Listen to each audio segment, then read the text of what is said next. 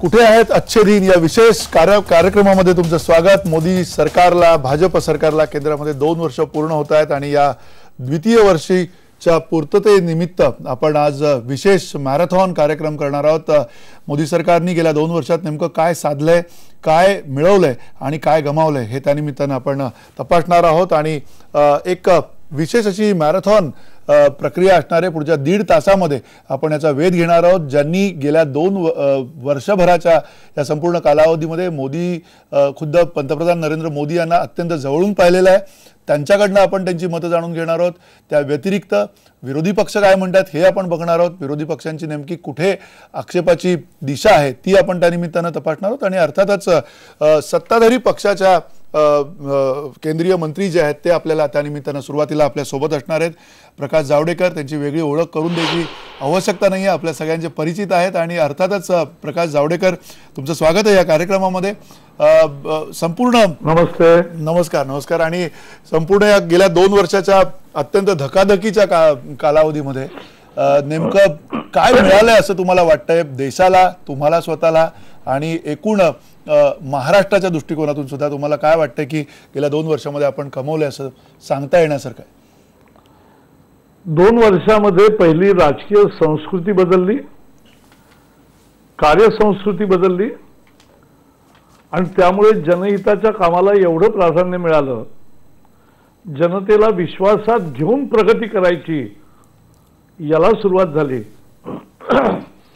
प्रत्येक गोष्ट जी यूपीएच्या काळामध्ये स्कॅम होती ती आता सफलतेमध्ये परिवर्तित झाली आणि कसं झालंय, कोळशाचा घोटाळा झाला। आम्ही कोळशाच्या खाणींचा सार्वजनिक लिलाव केला, पारदर्शी लिलाव केला, कुठेही घोटाळा नाही। 3 लाख करोड रुपये खाजगी खिशात नाही, सरकारी खिशाण्यात जमा झाले। दुसरं 2G स्पेक्ट्रमचा घोटाळा झाला, आम्ही पारदर्शी लिलाव केला, त्याचा परिणाम म्हणून 1 लाख कोटी रुपये जनकल्याणासाठी वापरता आले। माझ्या मंत्रालयाची काय ख्याती होती मी कशाला सांगायची, तुम्हीच सांगाल। आता आम्ही पारदर्शी पद्धतीने कारभार केला, धोरणात्मक निर्णय घेतले, विकेंद्रीकरण केलं, मानकीकरण केलं, स्टँडर्डायझेशन केलं। याचा परिणाम म्हणून विकासाची सगळ्या राज्यांची जनहिताची अडकलेली कामं मोकळी झाली आणि 600 दिवस ज्या परवानगीसाठी फायली अडकून पडायच्या, का पडायच्या माहित नाहीत, आता मात्र 190 दिवस आले आणि मी पुढे ते 100 दिवसावर आणणार आहे पुढच्या वर्षीपर्यंत। हे प्रक्रिया पारदर्शी केल्या म्हणून झालं। मला सांगा, 20 महिन्यामध्ये 20 कोटी गरीब लोक रांगा लावून बँकेत खातं उघडतात, हे क्रांतीपेक्षा कमी नाही। 12 कोटी लोक रांग लावून 12 रुपये भरून आपला दुर्घटना विमा उतरवतात, हे आपोआप घडत नाही। प्रधानमंत्र्यांच्या आव्हानावर 1,20,00,000 लोक आपली LPGची सबसिडी सोडतात, हा नवा आविष्कार आहे। आणि 4 लाखापेक्षा जास्त शाळांमध्ये मुलींसाठी जिथे नव्हत्या तिथे बांधल्या टॉयलेट्स, हे सुद्धा डिटर्मिनेशनचं उदाहरण आहे। 7,500 गावांमध्ये जास्त बिजली जी स्वातंत्र्यानंतर त्यांना मिळाली नव्हती ती मिळाली आणि त्याच्यापेक्षा महत्त्वाचं म्हणजे 3 कोटी युवकांना मुद्रा योजनेमध्ये बिना गॅरंटीचं कमी व्याजाचं कर्ज मिळालं। 1,20,000 कोटी रुपयाचं वाटप झालं। त्यावेळेला मल्ल्यांना वाटत होते, आता आम्ही गरीबाला वाटतोय। मला स्टँडअप इंडिया, जावडेकरजी 1 मिनिट, आंबेडकरांची पंचतीर्थ विकसित करण्याची मागणी प्रत्येक दलिताची होती, परंतु 20 वर्ष नुसती चर्चा झाली, प्रत्यक्ष कृती गेल्या 2 वर्षामध्ये झाली। आदिवासींना वनोपज मिळण्याचे मिनिमम सपोर्ट प्राइस दिला, ज्या गोष्टीला 100 रुपये मिळायचे त्याला आता 1000 रुपये मिळू लागले। हा कोट्यावधी आदिवासींना पहिल्यांदा अनुभव आला। बांगलादेश बरोबरच्या सीमा निश्चित करण्यासाठी 156 एन्क्लेव्ह एक्सचेंज करायचे, याची चर्चा खूप झाली, पण कृती आत्ता झाली।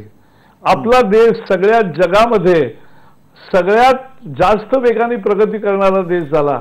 7 किलोमीटर रस्ते होत होते, तिथे 22 किलोमीटर होऊ लागले. आणि रेल्वे पासून सगळ्या संरचनांमध्ये एक जास्त गती आली.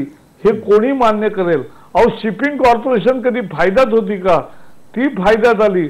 बंदरांचा विकास, वॉटरवेजचं बिल आणि पॅरिसच्या विश्व संमेलनामध्ये भारत आणि विकसनशील देशांचं आम्ही डंका जो इतका जोरात वाजवला की आपल्या हितांचं रक्षण झालं. जंगलही वाढलं, कांदळवनही वाढलं, सतत विकास म्हणजे शाश्वत विकासाची मार्ग धरला.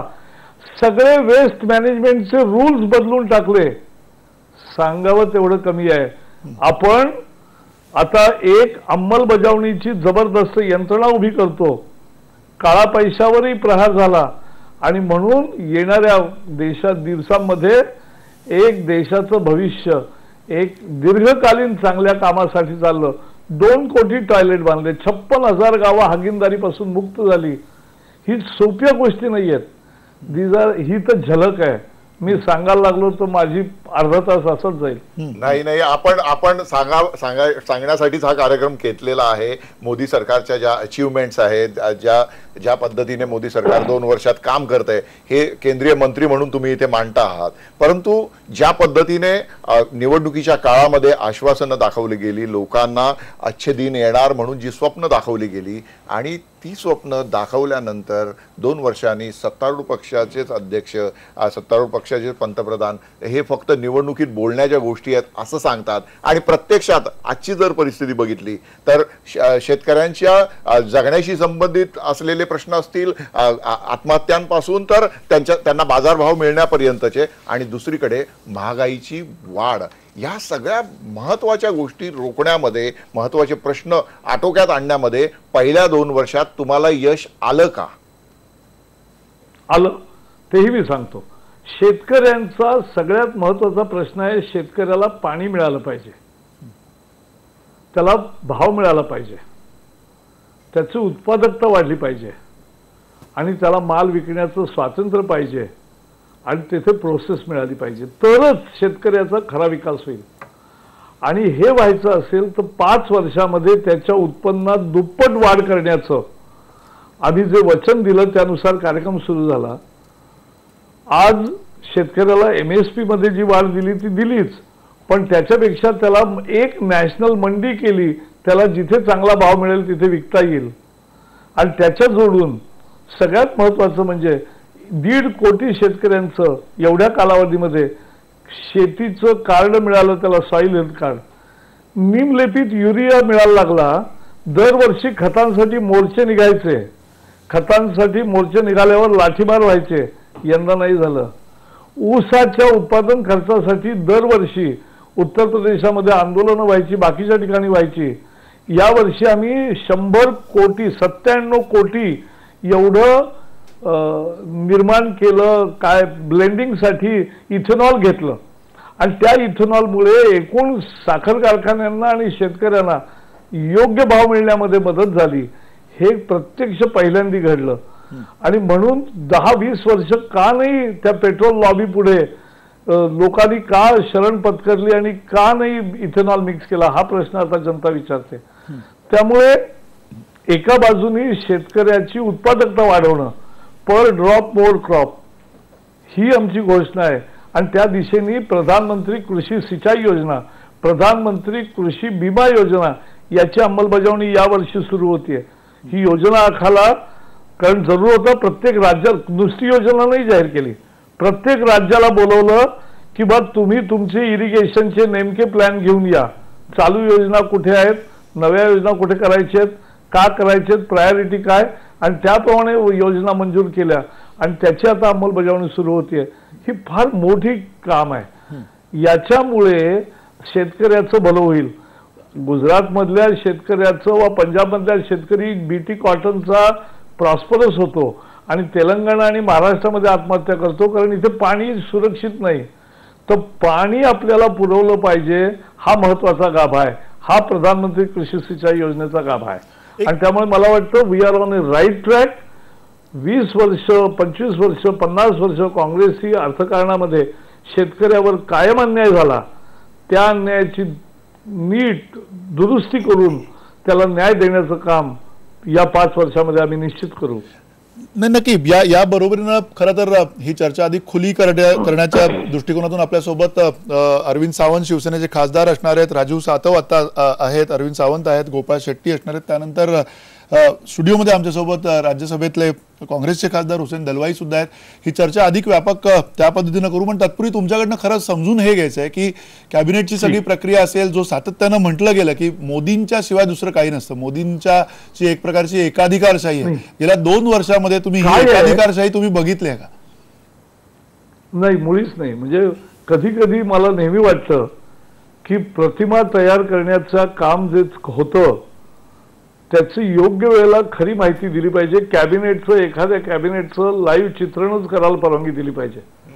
म्हणजे इतक्या लोकशाही पद्धतीने कॅबिनेट की प्रत्येक विषय सगळेजण वाचून आलेले असतात. पहिला बदल. दुसरा बदल की त्याच्यावर मोकळेपणाने चर्चा होते. काही काही विषयावर पाऊण तास सुद्धा चर्चा झाली, पण ती चर्चा मोदीजी संपूर्ण ऐकतात, मध्ये हस्तक्षेप करत नाहीत आणि जे योग्य मुद्दे असतात ते अधिकाऱ्यांना सांगतात की या विषयावर एवढी चर्चा झाली आहे, हा पुढच्या बैठकीत विषय घ्या आणि तोपर्यंत या लोकांशी चर्चा करा आणि मला नव्या पद्धतीचं हा विषय समोर आणा, हे सांगतात. या बैठकीमध्ये बाकी सचिव जे पंतप्रधानांचे 3 सचिव असतात तेवढे वगळता कॅबिनेट सचिव आणि पंतप्रधानांचे मुख्य सचिव आणि जे दुसरे याच्या वगळता कोणी नसतं. बाकीचे सचिव दुसऱ्या खोलीमध्ये बसलेले असतात. मंत्री अभ्यास करून येऊन स्वतःचा विषय स्वतः मांडतात आणि व्यवस्थितपणाने चर्चा होते. प्रगती हा कार्यक्रम जो तो 2 महिने 1 मिनिट प्रगती हा एक कार्यक्रम तो करतात. बदललेल्या संस्कृतीचा नमुना आहे की ते 15 प्रकरणं घेतात की जी 5 वर्षापेक्षा जास्त लोंबकाळली आहेत, रेंगाळली आहेत काही कारणाने. कधी राज्य कारण असतं, कधी केंद्राचं डिपार्टमेंट कारणीभूत असतं, कधी परवानग्या कारणीभूत असतात, कधी जमिनीचं अधिग्रहण कारण असतं, काही असतात. पण या सगळ्या कारणांचं त्या राज्याचे मुख्य सचिव, त्या खात्याचे केंद्रातले सचिव आणि स्वतः पंतप्रधान मध्ये बसतात, व्हिडिओ कॉन्फरन्स होते आणि दरवेळेला 15 प्रकरणं मार्गी लागतात. असे 17 लाख कोटीचे प्रकल्प गेल्या 20 महिन्यामध्ये मार्गी लागले, कारण 16 प्रगतीचे उपक्रम झाले आणि ते फार महत्वाचे आहेत. त्याच वेळेला मला सांगितलं पाहिजे की 15 प्रकरणं घेण्यासाठी 50 प्रकरणं आधी प्राथमिक चाचणीमध्ये येतात आणि मला अनुभव असा आला की सगळी 50 प्रकरणं मार्गी लागतात. कारण पंतप्रधान स्वतःच बसून त्याचा आढावा घेतात, विचारतात की बाबा रे का अडचण आली, का असा निर्णय नाही झाला, काय आता दुरुस्त करता येईल, आता कसं दुरुस्त केलं, मग पुढे कसं लवकर होईल आणि वेळापत्रक काय, सगळं बारकाईने विचारतात. एखादं सीईओ विचारावा असं नाही, मला आणि सगळे पाहतात, आम्हालाही ते पाहता येतं. माझं म्हणणं असं आहे नाही, म्हणून कॅबिनेट लोकशाही पद्धतीने होते, मोकळी चर्चा होते आणि ते झपाटलेला माणूस जसं काम करतो तसं करतात, तसेच सगळे मंत्री करायला लागले आणि त्यातून आज ही प्रगतीची चित्र निर्माण झालं. नाही, आता तुम्ही सुरुवातीलाच म्हणालात की मोदींची प्रतिमा ही पारदर्शी आहे, सगळा व्यवहार पारदर्शक पद्धतीने पार पडला जातो, त्यामुळे या कॅबिनेटचं प्रक्षेपण थेट झालं पाहिजे असं तुम्ही म्हणालात. तुम्ही मला पहिला प्रश्न विचारावा वाटतो की एवढा पारदर्शी कारभार लोकांसमोर असायला पाहिजे. मॅक्झिमम गव्हर्नमेंट अँड मिनिमम गव्हर्नन्सचा जो नारा आहे त्यानुसार जर अशा पद्धतीने काम केलं तर निश्चितच मोदी सरकारची जी नेमकी प्रतिमा आहे ती लोकांसमोर जाईल. पण तुम्ही एक वाक्य सातत्याने म्हणालात की मंत्री अभ्यास करून येतात. याच्यामध्ये तुम्ही जे अधोरेखित केलेलं आहे ते मोदीजी हे हेडमास्टर आहेत का, की हेडमास्टरांसमोर जायचं तर अभ्यास करूनच आपण गेलं पाहिजे आणि परीक्षा आपली प्रत्येक याला आहे. तर मी पूर्वीच्या कॅबिनेटची तुलना करत होतो. हा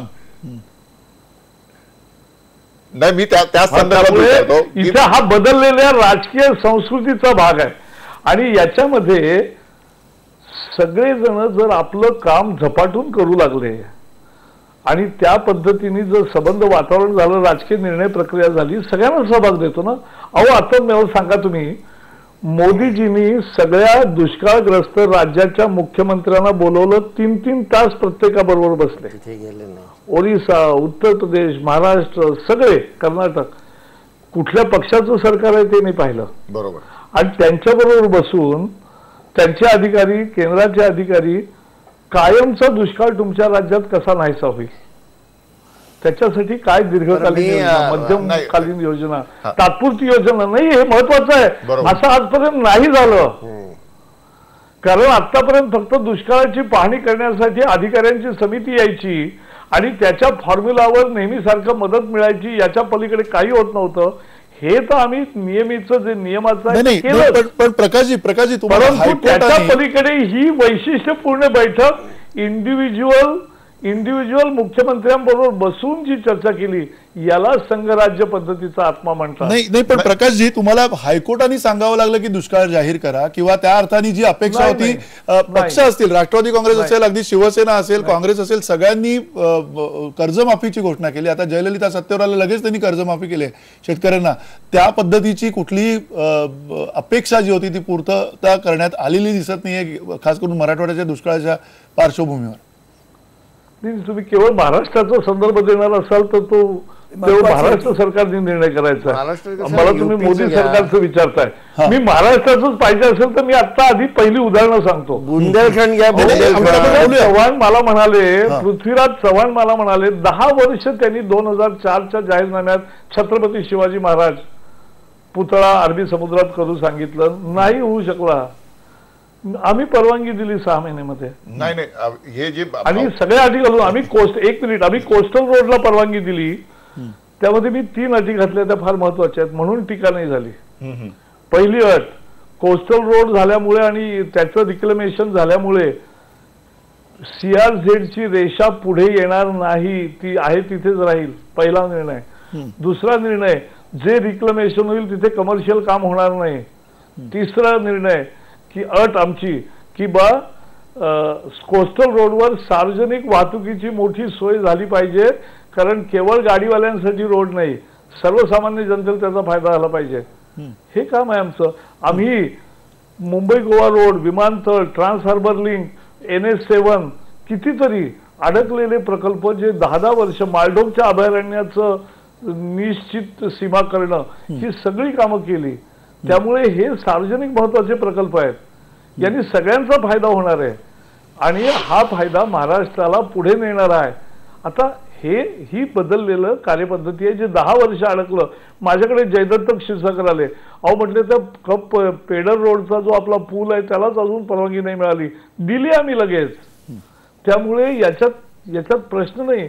आता त्या राज्य सरकारने पुढे आपापल्या कार्यक्षमतेने पुढे काम करायचं आहे. आणि मी केवळ महाराष्ट्रासाठी नाही केलं, मी महाराष्ट्रातला आहे म्हणून, तामिळनाडूसाठी सुद्धा केलं, उत्तराखंडसाठी सुद्धा केलं, कर्नाटकसाठी सुद्धा केलं.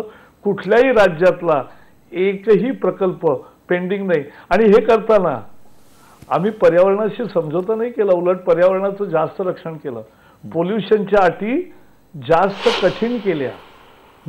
वेस्टर्न घाटचं गाडगीळ समितीने सांगितलं त्याच्यापेक्षा चांगल्या पद्धतीने रक्षणही करू आणि 5 कोटी लोकांना ज्या अडचणी येत आहेत त्या येणार नाहीत आणि त्यांनाही जीवन शाश्वत विकासाच्या आधारावर चांगलं करून देऊ, असा निर्णय आम्ही लवकरच घोषित करू. या संदर्भात आपण आता सुरुवातीला बोलत होतो की एकूणच दुष्काळग्रस्तांचा मुद्दा आहे, महाराष्ट्रातील शेतकऱ्यांचा मुद्दा आहे. या सगळ्या याच्यावर केंद्र शासनाकडून जो दिलासा मिळाला पाहिजे, केंद्र शासनाकडून जो ज्या पद्धतीने केंद्र शासनाकडून यावर ठोस पावलं उचलली गेली पाहिजेत. शेतकऱ्यांच्या आत्महत्या रोखल्या गेल्या का? नाही रोखल्या गेल्या. सिंचन योजना म्हणजे समजलं नसेल तर मी सांगतो, दुष्काळ कायमचा तेव्हाच नाहीसा होईल जेव्हा पाणी हे वाचवून जलसंवर्धन करून. आणि म्हणून त्यांनी काल मन की बात मध्ये सांगितलं, मन की बात मध्ये, की जलयुक्त शिवार ही खरी दुष्काळाशी लढण्याची योजना आहे. धरणं आणि तलाव हे याचं रक्षण करणारी, दुष्काळाला मात करणारी गोष्ट आहे. तुम्हाला दुष्काळावर तात्पुरती घोषणा हवी का परमनंट उपाय हवा, हा मुद्दा आहे आणि आम्ही परमनंट उपाय देतोय. नाही, दीर्घकालीन उपाययोजना अत्यावश्यक आहेत, परंतु त्याच्या जोडीला तत्कालीन जो प्रश्न वाढलेला असतो आज महाराष्ट्रामध्ये महाराष्ट्र सरकार करतच आहे, तर त्यासाठीचा जो दिलासा आहे तो एकीकडे दुष्काळासाठी जेवढं केलं एवढं गेल्या 10 वर्षात कधी कोणी केलं हे मला सांगा. नाही, आता हे तुम्ही सातत्याने तुम्ही तुलना करता. आम्ही या पूर्ण कार्यक्रमामध्ये सुरुवातीपासून तुलना करण्याचं टाळलं होतं, परंतु तुलना तुम्ही केलीच म्हणून मी तुम्हाला एक सगळ्यात महत्वाचा मुद्दा विचारतो. जे फेब्रुवारीमध्ये नरेंद्र मोदी यांनी मनरेगाचं जे जाहीर कौतुक केलं ती स्वीकारली आणि त्याच्या आधी तुमच्या सरकारने मनरेगा नाकारण्याचा प्रयत्न केला होता. हे जे आहे हा जो बदल आहे हा बदल कसा झाला, म्हणजे स्वागतार्ह आहे तो बदल. अहो आधार कार्ड हे जास्त योग्य बनवून ते 100 कोटी लोकांपर्यंत पोहोचवून त्याची सांगड घालून त्यातले दोष दूर करून त्याला कायद्याचा आधार दिला. तो विना आधार होता काळातली गोष्ट आहे, तो दिला. आणि त्याच्या पुढे 1 मिनिट MNRG मनरेगामध्ये माझी मागणी होती आणि सगळ्यांची मागणी होती की ते 100 दिवस नको 150 दिवस करा. मोदी सरकारने ते केलं, कारण गरीबाला आज सगळ्यात पुढचं सांगतो, कॉन्ट्रॅक्ट लेबर मध्ये आज लोकांना 4 आणि 6 हजार रुपये हातात मिळतात. कॉन्ट्रॅक्ट लेबरला 10 हजार रुपये हातात मिळालं पाहिजे हा नवा कायदा नोटिफिकेशन काढलं. 3,000 रुपये बोनस मिळायचा, 3,500 रुपये तो 7,000 पर्यंत वाढवला. 10,000 पर्यंत पात्रता होती ती 21,000 केली. ज्यांना 100-200 रुपये पेन्शन मिळत होतं त्यांचं 1,000 रुपये पेन्शन केलं. 26 लाख लोकांना फायदा झाला. म्हणजे मी सांगितलं ना, म्हणजे लढ लावावी फटाक्याची तशी इतक्या अद्भुत अचिव्हमेंट्स आहेत. बरं 10 कोटी एलईडी मिळाले गरीबाला. अहो 300 रुपयाचा बल्ब 100 रुपयाला आणला, 70 रुपयाला मिळतो. कसं झालं? कारण आम्ही बार्गेन खाजगी फायद्यासाठी नाही केलं, देशासाठी केलं. आणि त्याचा परिणाम असा झाला की आज एवढ्या गरिबांचं आज बिल कमी झालं 80%. आज 5 कोटी महिला ज्या लाकडं घालून आपल्या चुली चालवतात आणि त्यांना धुराचा त्रास होतो, तिथे LPG दररोज 5,000 महिलांना मिळायला लागला, LPG गॅस आणि फुकट शेगडी. तर हे जे आहे हे एक नवी क्रांती आहे, नाही झाली आधी. म्हणून मी आधीच तुलना नको असेल तर नका करू, पण नवा आहे हे तर म्हणालाच पाहिजे ना. एक शेवटचा प्रश्न तुम्हाला. चांगलं म्हणतात काँग्रेसवालेही, चांगलं म्हणतात राष्ट्रवादीवालेही, चांगलं म्हणतात. जे चांगलं आहे त्याला चांगलंच कोणी म्हणू शकेल, त्याला वाईट कसं म्हणतात. प्रकाशजी शेवट कारवाई केली. हा एक शेवटचा प्रश्न तुम्हाला. येणाऱ्या काळात म्हणजे या 3 वर्षामध्ये असं काही तुमचं धोरण, अशी काही संकल्पना मोदींच्या नेतृत्वाखाली आता आकारास येते का, की पुढच्या 3 वर्षात काय करायचंय? कारण खूप मोठ्या अपेक्षांचे डोंगर हे सरकार आलं तेव्हा होतं आणि त्या अपेक्षा आता खूप कमालीच्या वेगाने खाली ओसरताना दिसत आहेत. अशा वेळेला येणाऱ्या 3 वर्षाची जी सगळी कालावधी असणार त्या कालावधीमध्ये नेमकं काय करणार आहात? सगळ्यात मोठ्या गोष्टी ज्या बघायला मिळतील आणि महाराष्ट्रासाठी खास करून काय वेगळं बघायला मिळेल आम्हाला सांगतो. पहिलं म्हणजे संबंध देशामध्ये ज्याला संरचना म्हणतात, म्हणजे रस्ते, रेल्वे, पोर्ट, एअरपोर्ट, सगळ्या प्रकारचं हाऊसिंग गरिबाला, या सगळ्या पद्धतीची कामं होतील इन्फ्रास्ट्रक्चर की ज्याच्यामुळे, आणि स्मार्ट सिटी याच्यामुळे एक निश्चितपणाने मोठा रोजगार निर्माण होतो. मोठ्या प्रमाणावर शिक्षणामध्ये सुधारणा, स्किलिंगची व्यवस्था आणि रोजगारामध्ये स्वयंरोजगार प्लस नवा रोजगार असं दोन्ही होईल. एक औद्योगिक क्षेत्रामध्ये जबरदस्त वाढ होऊन एक नवा रोजगाराच्या संध्या तयार होतील आणि शेतीमध्ये पाणी येऊन शेतीमध्ये नवा रोजगार जास्त तयार होईल. पूरक उद्योगधंद्यांमध्ये वाढ होईल. सगळ्यात महत्त्वाचं होईल म्हणजे कंप्लायन्सला महत्त्व येईल. हे बघा, अमेरिकेमध्ये आणि पाश्चात्य देशामध्ये रात्री 2 वाजता गाडी सिग्नलवर उभी राहते ट्रॅफिक नसली तरी. अशामुळे नाही की तिथे सगळे संत जन्माला येतात, परंतु तिथे दंड भारी आहे. हाही आम्ही आणणार आहोत आणि म्हणून शिस्त लावतोय. माझ्याकडे आता मोबाईलवर क्षणाक्षणाला मेसेज येतात. 2400 उद्योगांमध्ये प्रदूषणाची पातळी महाराष्ट्रातल्या सुद्धा आणि बाकीच्या सुद्धा, की जर प्रदूषणाची पातळी 15 मिनिटं सतत एखाद्या मानकाची वाढली तर लगेच मेसेज येतो लगेच आमची टीम जायला लागली, एक नवा बदल घडवतोय, एक नवी संस्कृती आणतोय. नुसते पूर्वी मला लोक याची म्हणायचे, साहेब कुठल्याही अटी घाला पण परवानगी द्या. म्हटलं कुठल्याही अटी घालून कसं चालेल, त्याची अंमलबजावणी केली पाहिजे. आणि म्हणून एक न्यायपूर्ण विकासाचं आणि रोजगार देणारं आणि गरिबाला समर्पित करून गरिबाला समृद्ध बनवणारं, त्याला गरिबीतून वर आणणारं अशा स्वरूपाचं राज्य आम्ही देऊ आणि सर्व वर्गांना न्याय देत सर्वांना बरोबर घेऊन जाऊन 125 कोटी जनता एकच अधिकार एकच कर्तव्याची आहे आणि असं एक विकसित भारताचं स्वप्न आम्ही पूर्ण करू, एक मोठी वाटचाल करू. ही 5 वर्षाची टप्पा आहे आणि आणखी 5 वर्ष जनता देणारच आहे. त्यावेळेला आणखी काम पुढे वेगाने नेऊ, हाच आमचा संकल्प आहे. जावडेकरजी, माझा शेवटचा प्रश्न आहे, तुम्ही आता संकल्प सांगितला, परंतु मला 2 दिवसांपूर्वी लालकृष्ण अडवाणी भाजपचे ज्येष्ठ नेते यांनी 2 वर्षाच्या या कारकिर्दीवर जी प्रतिक्रिया दिली त्या संदर्भात तुम्हाला विचारावं वाटतं की ते म्हणाले, हरिद्वारला पत्रकारांनी जेव्हा त्यांना विचारलं की 2 वर्ष पूर्तीबद्दल तुम्हाला काय वाटतं, तर त्यांनी अशी प्रतिक्रिया दिली की लोकांच्या अपेक्षेपेक्षा जास्त परफॉर्मन्स, लोकांच्या अपेक्षेपेक्षा जास्त कामगिरी मोदी सरकारने केलेली आहे. आपलं काय मत आहे त्याबद्दल? हो, अगदी खरं आहे. म्हणजे मी तुम्हाला सांगतो, लोकांना असं वाटायचं पूर्वीच्या अनुभवावरून की बा लोक नुसते भाषणं करतात आणि पुढे काम करत नाहीत, पण इथे भाषणात न सांगितलेल्याही असंख्य गोष्टी करून दाखवल्या आणि लोकांना बरोबर घेऊन करून दाखवल्या, राज्यांना बरोबर घेऊन करून दाखवल्या. अहो, राज्यांना 32% 42% डिव्होल्युशन करणं, प्लॅनिंग कमिशनच्या जाचातून सुटका करून त्यांना स्वातंत्र्य देणं की तुम्ही तुमची विकासाची दिशा ठरवा आणि तुम्ही तुमचे कार्यक्रम करा, हे पैसे तुमचे आहेत, हा याला मोठं हृदय लागतं आणि एक निष्ठा लागते, प्रतिबद्धता लागते की आम्हाला संघराज्य आहे आणि सगळ्यांना घेऊन बरोबर जायचं आहे, त्याच्यासाठी ही तयारी आहे. एक शेवटचा प्रश्न खरं तर तुम्हाला हुसेन दलवाई विचारतात, कारण तुम्ही जायच्या पूर्वी शेवटचा एक प्रश्न विरोधकांचा तुमचा तुम्हाला त्यांना विचारायचा आहे. हुसेन भाई, तुम्ही त्यांना प्रश्न विचारा. जावडेकरजी, आपण एक तर भाषेवर चांगलं आपलं प्रभुत्व आहे आणि नेहमीच तुम्ही प्रवक्ते राहिलेले असल्यामुळं त्याची झलक तुम्ही तुम्ही पण प्रवक्ते होता. असं आहे, मला तुम्हाला एक विचारायचं आहे की तुम्ही सांगितलं की कॅबिनेटमध्ये खुल्लमखुल्ला चर्चा होते आणि हेच मंत्रीच बोलतात. मी सुद्धा इथे मंत्री असताना मी कधी माझ्या सेक्रेटरीला बोलायला लावलं नाही, इथे सुद्धा त्यावेळेला मंत्रीच बोलायचे. हे काय सेक्रेटरी अशासाठी असतात, त्यावेळेला काही प्रॉब्लेम जर आला तर त्या सांगण्यासाठी असतात.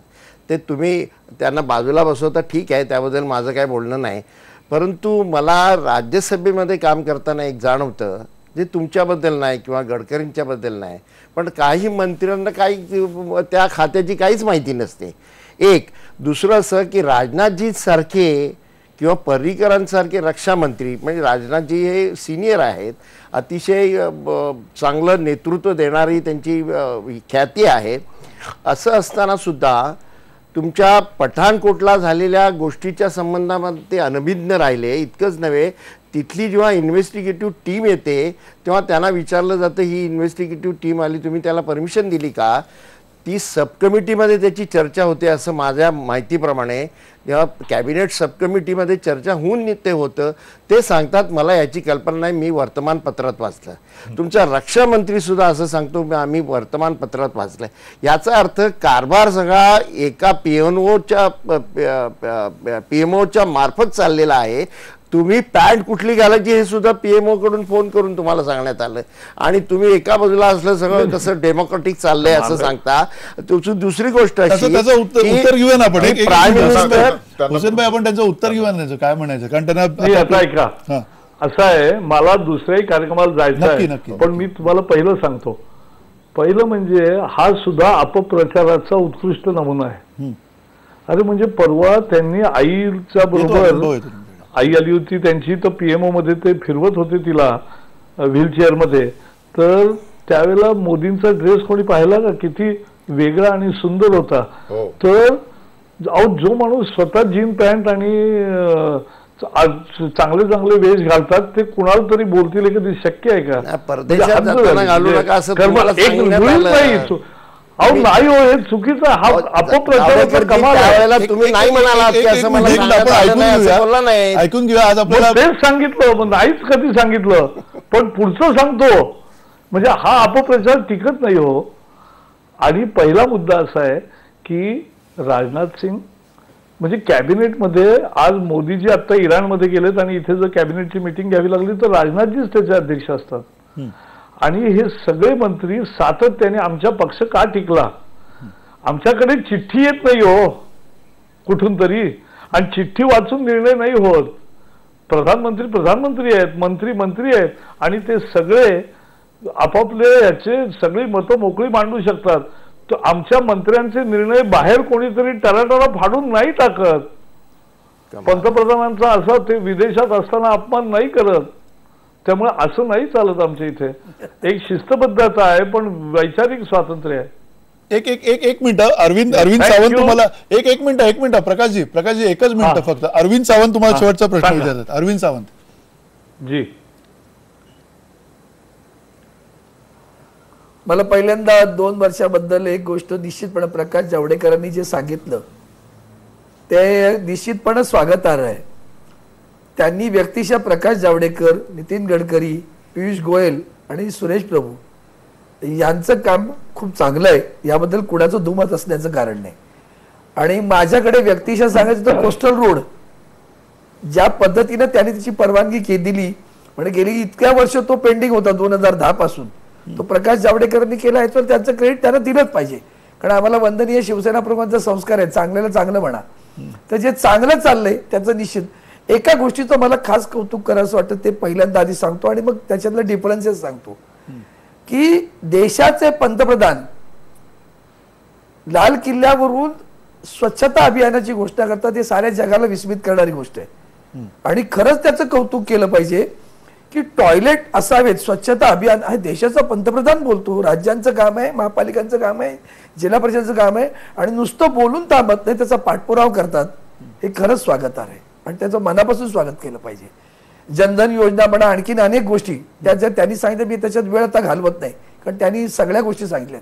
राहिलं कुठे ते सांगतो. आता काय या अकॅडमिक चर्चेत मी म्हणजे पॉलिटिकल चर्चेत मी जाऊ इच्छित नाही. कोण बोलतं, कसे निर्णय घेतात, निर्णय घेतात, त्याची अंमलबजावणी मात्र जो अच्छे दिनचा स्पर्श आणि अनुभव यायला पाहिजे तो मात्र अजूनही आमच्याकडनं सरकार म्हणून दिला गेला नाही आणि तो आला नाही लोकांना. शेतकऱ्यांच्या बाबतीत आदरणीय पक्षप्रमुख उद्धवजी ठाकरे यांनी सातत्यानं कर्जमुक्तीची मागणी केली. तिच्याबद्दल अजूनही जसं त्यांनी आता म्हटलं बरोबर आहे, लॉंग टर्म इफेक्ट सगळं मान्य म्हणा. एखादा पेशंट जेव्हा हॉस्पिटलमध्ये जातो त्याला सुदृढ कधी करायचं, पहिला जगवायचं आहे ना, मग सुदृढ करूया. तो जगवण्यासाठी पहिली जसं लाईफ सेव्हिंग ड्रग दिला जातो तशी कर्जमुक्ती हा लाईफ सेव्हिंग ड्रग आहे, तो दिला गेला पाहिजे आणि त्याच्यानंतर केलं पाहिजे.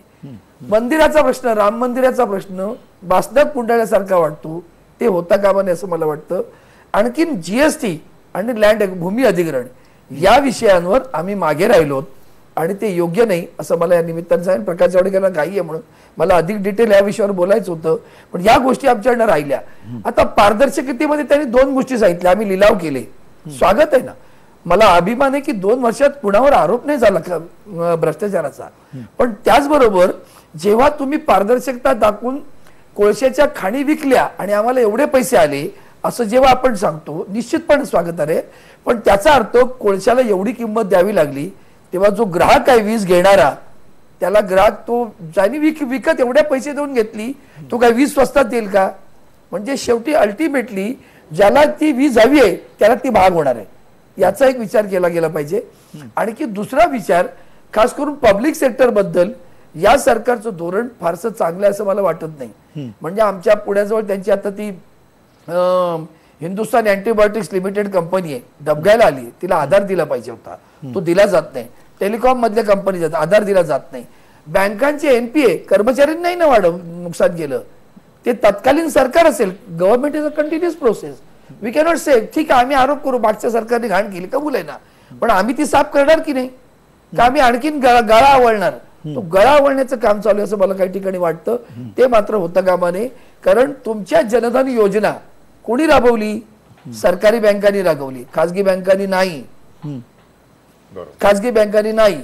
इन्शुरन्स मधलं आम्ही सर्व्हिस टॅक्स आणल्यावर काय झालं, त्यांचे जे क्लायंट्स होते ची संख्या कमी व्हायला लागली.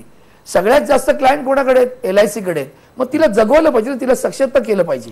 मग इन्शुरन्स असेल, बँकिंग इंडस्ट्री, ह्या ज्या पब्लिक सेक्टर्स आहेत यांना सशक्त केलं पाहिजे.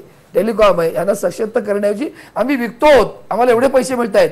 अरे ज्यांनी तुम्हाला लाखो रुपयाचा डिव्हिडंड दिला, लाखो करोडो रुपयाचा डिव्हिडंड दिला, त्या कंपन्यांना आज BSNL संबंध देशात सेवा देते.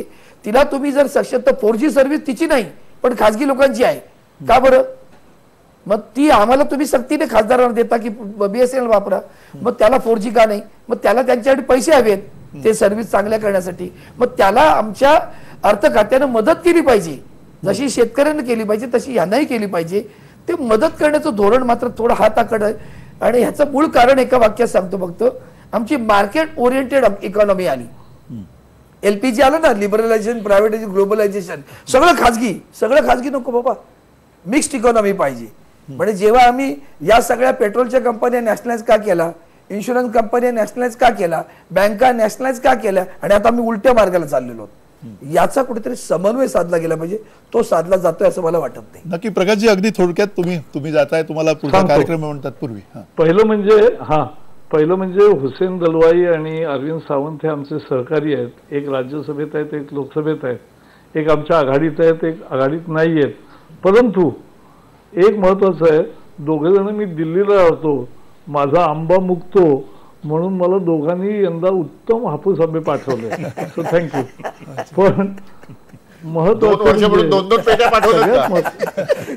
हो, चांगलं आहे ना बाबा, हो, पण दरवर्षी असतात, म्हणजे त्याचा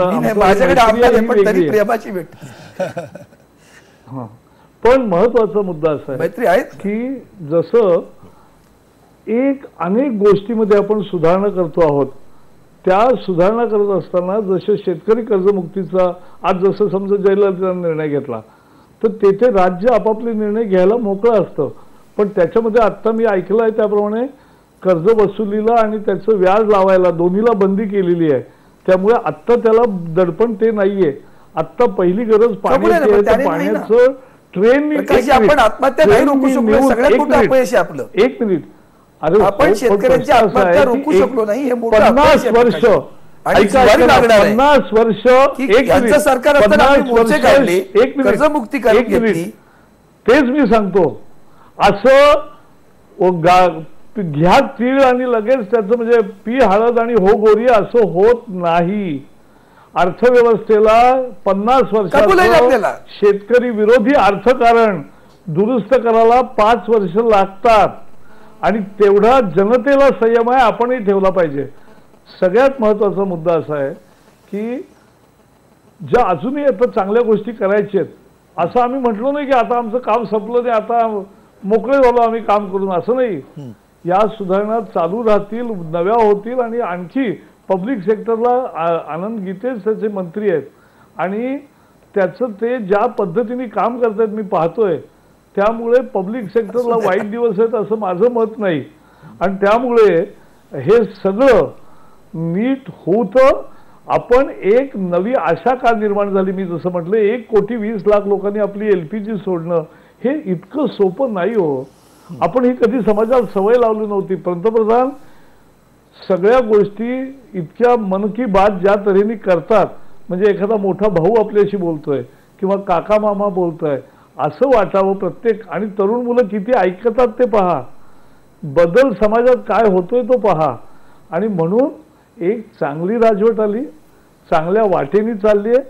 पण एका दिवसात सगळे बदल होत नाहीत, बदल सुरू झालेत. देश बदल रहा है, आगे बढ़ रहा है, हेच आजचं वास्तव आहे. थँक्यू. नक्की, धन्यवाद प्रकाशजी. एक छोटासा ब्रेक घेऊया. अरविंद सावंत आपल्या सोबत आहेत, शिवसेनेचे खासदार. त्यांच्या मनातल्या आणखी काही गोष्टी आम्हाला मन की बात त्यांची जी आहे ती सुद्धा जाणून घ्यायची आहे. आणि आपल्यासोबत हुसेन दलवाई आहेत, राज्यसभेचे काँग्रेसचे खासदार. आणि या सगळ्यांकडनं समजून घ्यायचं गेल्या 2 वर्षात नेमकं आणखीन काय काय घडायला पाहिजे होतं, काय काय घडलंय आणि ते घडलं असताना आणखीन बिघडण्याची लक्षणं कुठे आहेत, हे सगळं आपण जाणून घेऊया एका छोट्याशा ब्रेकनंतर.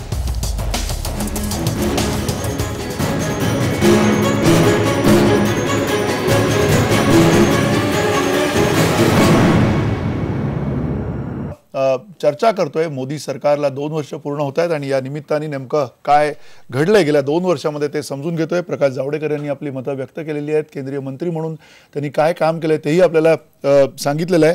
या सगळ्या पार्श्वभूमीवर पुन्हा आपण चर्चा सुरू करणार आहोत. आपल्यासोबत हुसेन दलवाई आहेत खासदार, आपल्यासोबत अरविंद सावंत आहेत शिवसेनेचे खासदार, आपल्यासोबत गोपाळ शेट्टी भाजपचे खासदार या कार्यक्रमामध्ये आता आहेत. या सगळ्या प्रश्नांची उत्तरं आपण समजून घेतोय.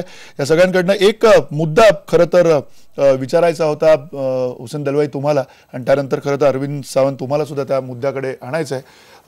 खास करून प्रकाश जावडेकर हे जे म्हटले की कार्यसंस्कृती बदललेली आहे. एकूण गेल्या काही काळामधली कार्यपद्धती पाहता कार्यसंस्कृती बदलली असं कार्यसंस्कृती बदलले असं म्हणायला जागा आहे का? पहिले हुसेन दलवाई तुम्ही काय, तुमचं काय मत आहे? कार्यसंस्कृती बदलले हे खरं आहे. ती बदलले कशी? ती आता फक्त काही अधिकारी वर्गाने, उदाहरणार्थ PMOच्या ऑफिसमध्ये मॅक्झिमम 150 लोक असायचे, आता ते 300-350 लोक आहेत. सगळे निर्णय तिथे होतात आणि त्याच्या अनुषंगाने त्याच्या घोषणा होतात. असं आहे. जावडेकरांच्या बोलण्यामध्ये झालं की आता आम्ही अंमलबजावणी यंत्रणा उभारतोय, म्हणजे अजूनपर्यंत ती नाही, म्हणून केवळ घोषणा झाल्या, निर्णय झाले, प्रत्यक्षामध्ये त्याची अंमलबजावणी नाही. मी एकच उदाहरण देईन. त्या महाराष्ट्रातल्या शेतकऱ्यांच्या संबंधात म्हणतात, महाराष्ट्रातल्या सरकारने 19,000 आणि काहीतरी याची ही मदत मागितलेली होती. त्यांना फक्त 500 कोटीची मदत, 5,000 कोटीची मदत देण्यात आली आणि परत आमच्या चीफ मिनिस्टर जाऊन सांगावं लागतं ती ही मदत वाढवा. या संबंधात इतकं सगळं घडलं. हा महाराष्ट्राचा मुद्दा नाही आहे. बुंदेलखंडला घडलं, तेलंगणा घडलंय, बऱ्याच मोठ्या ठिकाणी 7-8 स्टेट्समध्ये आज दुष्काळ आहे, परंतु ढम्म असं सरकार हे हल्लेलं दिसत नाही. उदाहरणार्थ प्राईम मिनिस्टरने त्या भागात जायला होतं, तिथे त्या लोकांशी बोलायला होतं, काय स्थिती ती बघायला होती. एक दिलासा देण्याचा प्रकार असतो. तो मनमोहन सिंग 2दा आले विदर्भामध्ये. एकदा आले, त्यांनी घोषणा केली की हे आम्ही करू, आणि दुसऱ्या वेळेला त्याची अंमलबजावणी होते की नाही तेही त्यांनी पाहिलं. ही गोष्ट हे कुठेतरी जे झालं पाहिजे ते होत नाही. आणि काय मनमोहन सिंग इथे 2दा आले असं दलवाई साहेब म्हणतायत, परंतु महाराष्ट्राचेच कृषी मंत्री होते 10 वर्ष. त्यांनी या संदर्भात काय केलं? त्यांनी किती आत्महत्याग्रस्त शेतकऱ्यांच्या घरांना भेटी दिल्या हे सांगू शकता का तुम्ही? नाही, त्यांनी भेटी दिल्या. एकाही घराला भेट दिलेली नाहीये. इथे मी त्यांचं एनसीपी आणि काँग्रेस असं राजकारण तुम्ही आणू इच्छिता ते मी अजिबात राजकारण आणू इच्छित नाही. तुम्ही एकत्र सरकार चालवलं आणि जेव्हा मुद्दा तुमच्या सोयीचं जेव्हा येत नाही तेव्हा तुम्ही अशा पद्धतीने त्याला रंग देणार. युपीएच्या काळामध्ये तुमच्या लक्षात येईल की कृषी उत्पादन नव्हतं, कधी नाही एवढं वाढलं. 4.5% कृषी उत्पादन. त्यानंतर घसरलं नव्हते ना, तुम्ही सत्तेवरून पाय घसरलंच ना ते. आता हे दीड ह्याच्यावर जे आलं ते ह्यांच्या काळामध्ये 3% आलं होतं. ठीक आहे, 1% घसरलं, इतकं घसरलं नाही ना. आता किती ह्याच्यावर गेले? इंडस्ट्रियल प्रोडक्शन यांचं घसरलेलं आहे. यांचं हेल्थच्या वरती जो खर्च होता तो फार मोठ्या प्रमाणात कमी झाला. इतकं कमी म्हणजे किती झाला आहे? 50% खर्च हा आरोग्यावरचा कमी करून टाकलेला आहे. आज शिक्षणावरचा खर्च कमी केलेला आहे आणि त्याच्यात ती लहान मुलांना जे खाऊ वगैरे दिला जातो त्याच्यामध्ये खर्च कमी केलेला आहे. 7 ते 10% खर्च कमी केलेला गेलेला आहे. ह्या सगळ्या गोष्टी आपल्याला नाकारून चालणार नाही. हे जे होतं आहे त्याच्या संबंधामध्ये ह्या कुणाला ते NPA कुणाचं आहे? गरीब माणसाचं आहे का? आणि मी अरविंदजींना सांगेन त्या काळामध्ये सगळं काय फक्त दिलं गेलं नाही. आता याच्यावर बँकांवर ज्या प्रकारे दबाव आणला गेला आणि मोठ्या प्रमाणात कर्ज वाटप केलं गेलं. उदाहरणार्थ अदानीला किती कर्ज दिलं गेलेलं आहे?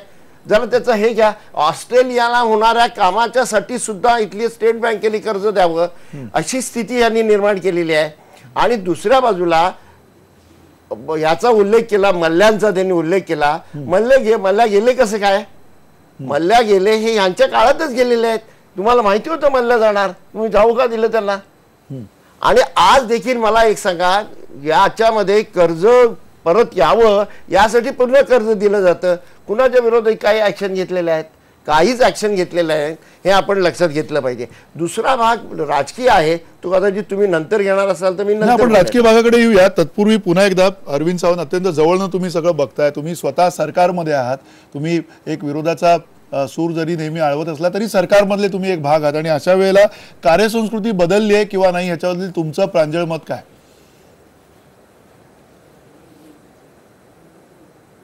नाही, मान्य आहे ना की म्हणून मला वाटतं प्रकाश जावडेकरचे शेवटचं वाक्य म्हणाले की अंमलबजावणी अजून व्हावयाची आहे.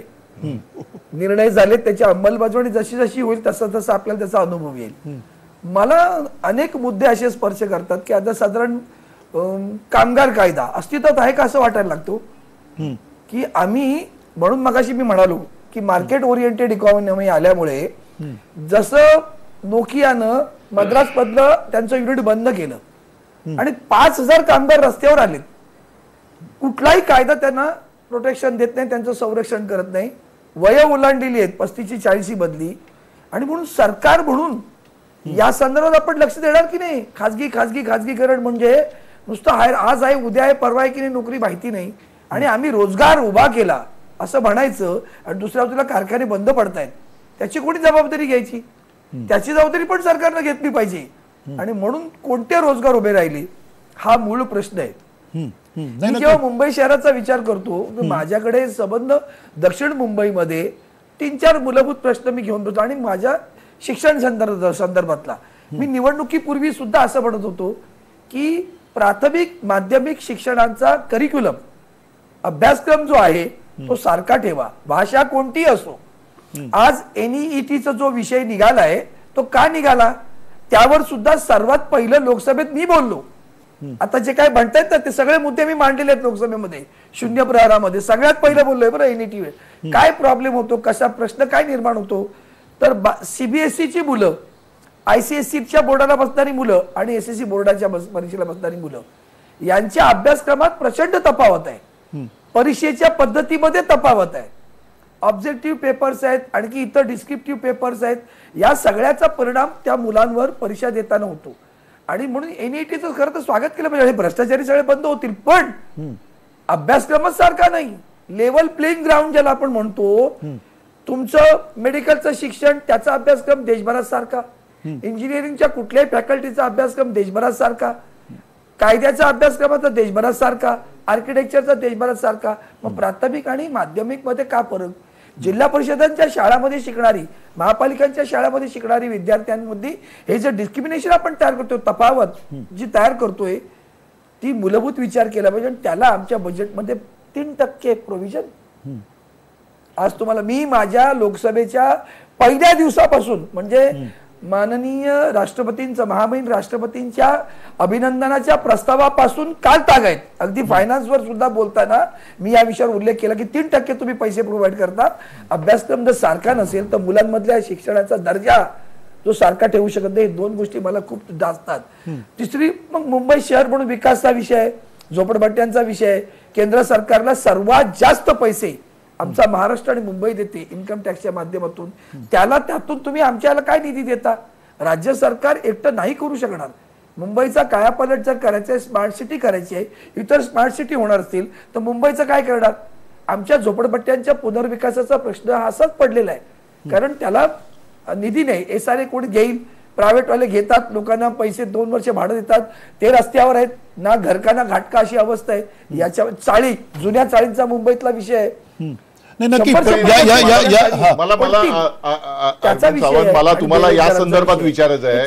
नाही, हे अनेक मुद्दे मुंबई शहराशी संबंधित आहेत. अरविंद सावंत, एक प्रश्न आपण घेऊया तुमचा. एक मुंबई शहराशी संबंधित मला वाटते ते मी स्पष्टपणे हो, मुंबई शहराशी संबंधित अनेक प्रश्न आता तुम्ही मांडले, महाराष्ट्राशी संबंधित अनेक प्रश्न आहेत. तुम्ही भाजपच्या बरोबर सत्तेमध्ये सहकारी आहात, परंतु तरीही महाराष्ट्राच्या मुख्यमंत्र्यांनी महाराष्ट्राच्या संदर्भात सीमा प्रश्नासहित ऐका, बेळगाव, कारवार, निपाणी, भालकी, बिदर मला बोलू तर द्या. लोकसभेत ठणाणून मांडणारा मी आहे. हो, मला अभिमान आहे. हो, निश्चितच. तुम्ही शेतकऱ्यांचे प्रश्न असू द्या, ऐका तर, खास करून अरविंद सावंत, एक मिनिट जरा मला बोलू द्या. तुम्ही ज्या पद्धतीने आता वेगवेगळे प्रश्न मांडलेत, परंतु महाराष्ट्राच्या मुख्यमंत्र्यांनी सालाबाद प्रमाणे खासदारांच्या बरोबर चर्चा करायची असते. केंद्रीय बजेट सेशन अधिवेशनाच्या पूर्वी, अर्थसंकल्पीय अधिवेशनाच्या पूर्वी, आणि राज्याच्या मागण्यांचा जोर तिथे लावायचा असतो, त्यासाठीची जी व्यूहरचना करायची असते ती व्यूहरचना करण्याचं गेल्या अनेक वर्षांपासूनची जी पारंपरिक पद्धत होती ती यावेळेस मोडीत काढली आणि त्याला विरोध करण्यासाठी विरोधी पक्ष तेवढे सबळ नव्हते. शिवसेनेकडून सुद्धा त्याविषयी काहीच बोलणं झालं नाही, काहीच आवाज उठवला गेला नाही. तुम्ही इतर वेळेस फार बोलत असता, सातत्याने पाय आडवा घालण्याचा प्रयत्न करत असता, परंतु त्या महत्वाच्या नाही असली भाषा वापरू नका. मात्रेची असली भाषा वापरू नका. पाय आडवा बिडवा कशासाठी घालायचं? चांगल्या कामांना कधी आम्ही पाय आडवा घालत नाही. पाय आडवा बिडवा घालत नाही. राहिला प्रश्न तुमचा मुद्द्याचा, जी बैठक झाली नाही त्याची नाराजी स्पष्टपणे व्यक्त केली आणि माननीय मुख्यमंत्री मी थेट बोललो तेव्हा ते म्हणाले की अरविंदजी यापूर्वी सुद्धा सातत्यानं दरवर्षी बैठक होत होती असं नाही. मी तुम्हाला लेखी पुस्तक दिलंय, त्यांनी आम्हाला लेखी दिलं की या गोष्टी इथे त्या आहेत अवलंबून. दुर्दैवानं महाराष्ट्र सदनात बसलेले अधिकारी त्याचं कामच करत नाहीत, ते खरे नोडल एजंट्स आहेत. महाराष्ट्र सदनामध्ये बसलेले सचिव, IAS ऑफिसर हे या सगळ्या विषयांचे नोडल एजंट आहेत आणि त्यांनी आमचं सहकार्य घेऊन किंवा आम्हाला सांगणं हे अत्यावश्यक आहे. त्यांनी गेल्या 2 वर्षात एकही बैठक घेतली नाही आमच्या खासदारांबरोबर. मुंबईच्या किंवा महाराष्ट्राच्या खासदार बैठक घेतली नाही. हे नोडल एजन्सी म्हणून IAS ऑफिसर बसवलेले आहेत महाराष्ट्र सदनामध्ये. त्यांना विचारलं पाहिजे, त्यांच्याबद्दल सुद्धा एक मिनिट गोपाळ शेट्टी करणं आणि त्यांना जिथं जिथं म्हणून पॉलिटिकल बॅकिंग पाहिजे असेल. आता इथे गोपाळ शेट्टी आम्ही कधी डिफरन्स नाही, चांगला विषय झाला आम्ही एकमेकाला जाहीरपणे पाठिंबा देत असतो या विषयांवर. आणि हा विकासाचा विषय, हा न्यायाचा विषय आणि मी ह्याच्याबद्दलची नाराजी स्पष्टपणे माननीय मुख्यमंत्र्यांकडे व्यक्त केली. त्यांनी सुद्धा स्वतःहून फोन करून सांगितलं की नाही बाबा असं नाही, मुळामध्ये असं असं अडचणीत होतो आणि पूर्वी अशा बैठका नाही झाल्यात, काही वेळेला सातत्यानं दरवर्षी झालेत असं नाही. आम्ही सावरून घेतलं, ठीक आहे, पण आम्हाला त्यांनी माहिती तर दिली आणि ती माहिती आम्ही घेऊन काम करत असतो आणि त्याचा पाठपुरावा करतो. गोपाळ शेट्टी परिपक्व परिणाम म्हणजे कोस्टल रोड. नाही ठीक आहे, कोस्टल रोडच्या संदर्भात तुम्ही बोललात. गोपाळ शेट्टी, मुख्यतः मुंबईसाठी तुम्ही सगळे खासदार एकत्र आले असं तरी चित्र कधी दिसलं का गेल्या 2 वर्षामध्ये? कारण या 2 वर्षाच्या कालावधीची जी काही साफल्य आहेत त्याच्यातली ती सगळी सांगितलेली आहेत प्रकाश जावडेकर यांनी. तुमच्या दृष्टीने जे आत्ताचं चित्र आहे, म्हणजे एकीकडे शिवसेनेचा सूर जो असतो आणि भाजपचा सूर असतो, ह्या सुरांमध्ये कुठेही एक मिले सूर मेरा तुम्हारा ही काय परिस्थिती दिसत नाही आता. ही वस्तुस्थिती आहे आणि तरी तुम्ही एकत्र आहात. अशा वेळेला तुम्ही किमान मुंबईकरांच्या प्रश्नासाठी एकत्र आहात असं कधी चित्र दिसलं का गेल्या 2 वर्षात? आम्ही गेल्या 2 वर्ष मुंबईकरांच्या प्रश्नात एकत्रित आहोत, महाराष्ट्राच्या प्रश्नात सुद्धा एकत्रित आहोत आणि देशातल्याही प्रश्नात एकत्रित आहोत आणि उरलेले 3 वर्ष सुद्धा आम्ही एकत्रित राहणार. कारण तुम्ही 2 वर्षात आम्ही एकत्रित नव्हतो मुंबईच्या आणि महाराष्ट्र आणि देशातल्या प्रश्नात, असं एखादं उदाहरण दाखवा. खूप उदाहरणं देता येतील, खूप उदाहरणं आहेत गोपाळ शेट्टी, खूप उदाहरणं आहेत. अगदी जैतापूर पासून आपण सुरुवात केली ना तर महाराष्ट्रभर असं फिरलो आपण तर खूप उदाहरणं देता येतील आपल्याला शेतकऱ्यांच्या प्रश्नावर. म्हणजे अगदी तुम्ही असं आहे, हे कर्जमाफीच्या प्रकरणामध्ये सुद्धा हीच परिस्थिती आहे ना. वेगवेगळ्या पक्षाचे वेगवेगळे मुद्दे असतात. शिवसेनेचा मुद्दा वेगळा आहे, भारतीय जनता पक्षाचा मुद्दा वेगळा आहे. मुद्दा तो नाहीये. मुद्दा संपूर्ण महाराष्ट्र, मुंबई आणि देशाच्या विषयावरती सर्वसामान्य माणसांना भेडसावणाऱ्या प्रश्नाबाबत आम्ही एकत्रित आहोत, एकत्रित काम करतो. महाराष्ट्रामध्ये सुद्धा महाराष्ट्राचे मुख्यमंत्री काम करतात, देशाचे पंतप्रधान काम करतात. आता राजकीय पक्ष वेगळा आहे, विचारधारा वेगळी आहे, विषय वेगवेगळे आहेत, तर स्वाभाविक अशा प्रकारचे प्रश्न उपस्थित होणं. म्हणजे गोपाळ शेट्टी त्यांनी प्रश्न जो उठवलेला आहे माझ्या मनात तोच प्रश्न होता. मी मुख्यमंत्र्यांना म्हणालो होतो की आम्ही तुमच्या विरोधी पक्षामध्येच आहोत, परंतु महाराष्ट्राचा जेव्हा जो हक्काचा प्रश्न असतो तो कर्जमाफीच्या संबंधातला असेल, मुंबईच्या संबंधातला असेल, रोडच्या संबंधामध्ये असेल, सतत घोषणा होतात. आज मी तुम्हाला सांगतो 15 मेला आमच्याकडे त्या रोडवर, गोवा रोडवर एक ॲक्सिडेंट झालं, 9 लोक मेले. रोज तिथे माणसं मरतायत. या संबंधामध्ये लवकर ते करा, काहीतरी त्याची योजना करा, हे करा, आम्ही सांगतो. म्हणून काय साहेब, हे कोणाचा पाप आहे हे सांगा ना तुम्ही. कोणाचा पाप आहे? 2 वर्ष व्यवस्था केली, प्लॅनिंग केलं, कामाची सुरुवात केली. मग 2 वर्ष तुम्ही बरोबर 2 वर्ष तुम्ही आज त्या काळामध्ये जो झालेला आहे त्याचं तरी पुढे उद्घाटन करा आणि कुठेतरी ते चालू करा. फार वाईट परिस्थिती आहे आता मुंबई जाणारा माणूस. वाईट परिस्थिती फक्त काँग्रेसची आहे, काँग्रेसची वाईट परिस्थिती आहे हे मान्य आहे. बाकी जो मुद्दा तुम्ही मांडता रस्त्याची चांगली आहे, रस्त्याची चांगली आहे असं तुम्हाला म्हणायचं. एकदा त्या रोडने तुम्ही जा, आम्हाला जाताना अक्षरशः जीव मुठीत घालून तिथून जावं लागतं. मी तुम्हाला सांगतो काही वर्षाच्या आधी मी रात्रीचा प्रवास करायचो. आज ड्रायव्हर सुद्धा मी रात्रीचा प्रवास करत नाही. मला दिवसाचं सुरू आहेत, पैशाची व्यवस्था सुरू केलेली आहे. आणि म्हणून हुसेन दलवाजी 2 वर्ष झालेत, 3 वर्ष बाकी आहेत. चालूच होत नाही. येणाऱ्या 3 वर्षामध्ये तुम्हाला एक प्रश्न विचारायचा वाटतो. एक मिनिट गोपाळ शेट्टी तुम्हालाच प्रश्न विचारायचा आहे. हे जे प्रश्न आहेत हे आता हा प्रश्न जनतेचा आहे, या प्रश्नाला काही पक्ष असण्याचं काही कारण नाही. असे पक्ष विरहित जे काही अजेंडा असतील, कदाचित जैतापूरच्या मुद्द्यावर तुम्ही शिवसेना आणि तुम्ही एकमेकांशी भांडाल, कदाचित आणखीन मुंबईतल्या डम्पिंग ग्राउंडच्या विषयावरती तुम्ही एकमेकांशी अतिशय तीव्रतेने भांडताना आम्हाला दिसत आहे. पण अशा काही प्रश्नांवरती जनतेच्या तुम्ही याल का की ज्याच्यामध्ये तुमचे काही मतभेद नाहीयेत आणि सर्व पक्ष एकत्र येतील, केंद्राकडे काहीतरी त्याची मागणी होईल, असं काही महाराष्ट्राच्या खासदारांचं एकत्रित चित्र येणाऱ्या काळात दिसेल का पुढच्या 3 वर्षात? नक्की दिसणार. जैतापूरच्या प्रश्नावरती सुद्धा दिसणार, डम्पिंग ग्राउंडच्या प्रश्नावरती दिसणार. हुसेन दलवाईजींनी जो रोडचा प्रश्न उपस्थित केलाय, आज 2 वर्षामध्ये 2 किलोमीटर पासून तर 30 किलोमीटर पर्यंत नितीन गडकरीजींनी कामाला पोहोचवलेलं आहे. येणाऱ्या 3 वर्षामध्ये 40 किलोमीटर प्रति दिवशी वाढ होईल, अशा प्रकारचा कामाला सुरुवात केलेली आहे. काम सुरू आहे. आणि म्हणून सर्व प्रश्नाला स्पर्श करत देशामध्ये आणि राज्यामध्ये सरकार चांगलं काम करतो. परत एकदा मी सांगेन, राजकीय पक्ष वेगवेगळे आहेत, मुद्दे आहेत, आणि हे सर्व मुद्दे जर उपस्थित नाही केला काँग्रेसने आणि शिवसेनेने तर मीडियाच्या लोकांना काम काय आता उरलेलं आहे? त्या तुम्हालाही काय आम्हाला तुमच्या इतकंच जर असलं तर आम्ही तुमची काही कमतरता जाणवून देणार नाही. आम्हाला पण खूप काम आहे. आणि खास करून तुमच्यासारख्या परिस्थितीमध्ये जेव्हा विरोधी पक्ष कमकुवत झालेले आहेत अशा वेळेला आम्हाला खूप काम आहे गोपाळ शेट्टी साहेब. त्यामुळे त्याची चिंता करू नका तुम्ही.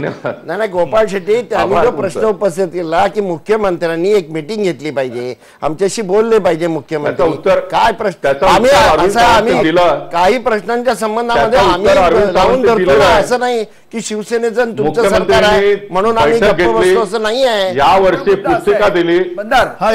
परत सांगतो, एक मिनिट, मुख्यमंत्र्यांनी बैठक घेतली नसली तरी महाराष्ट्रातल्या भारतीय जनता पक्षाने शिवसेनेच्या सर्व खासदारांना महाराष्ट्रातले विषय माहिती आहे. त्याची काळजी हुसेन दलवाई तुम्ही करू नका. महाराष्ट्रातल्या सर्व विषयाचे आम्ही निगडीत आहोत. महाराष्ट्रामध्ये काय काय व्हायला पाहिजे ह्याची सर्व व्यवस्था होतोय. पहिल्या आणि दुसऱ्या वर्षामध्ये महाराष्ट्रासाठी जितका काँग्रेसने पैसा गेले स्वातंत्र्याच्या नंतर दिला नाही ते 2 वर्षामध्ये आपण दिलेलं आहे. संपूर्ण महाराष्ट्रातला म्हणजे संपूर्ण देशाला दिलेलं आहे. एखादा मुद्दा दाखवा बाबा ह्या प्रश्नावर काम केलं पाहिजे, त्याच्यात आपण चर्चा करू. ठीक आहे, थोडक्यात अरविंद सावंतांचा मुद्दा घेऊया. नाहीये, शिवसेनेचा नाहीये प्रश्न, ह्या महाराष्ट्राचा आहे प्रश्न, या देशाचा आहे. आणि सर्व प्रश्न सामान्य माणसाचे निगडीत असलेला त्याला मार्ग काढायचा आहे. ते आम्ही करतोय, ते आम्ही सक्षम. अरविंद सावंत तुमचा मुद्दा पूर्ण करा. मला वाटतं मला एकच महत्त्वाचा मुद्दा मांडायचा होता की पक्षप्रमुख आदरणीय उद्धवजी ठाकरे यांनी जे गोपाळ शेट्टीने आता सांगितलं की 2 वेगळे पक्ष आहेत आमचे आणि आमच्या ठाम भूमिका आहेत.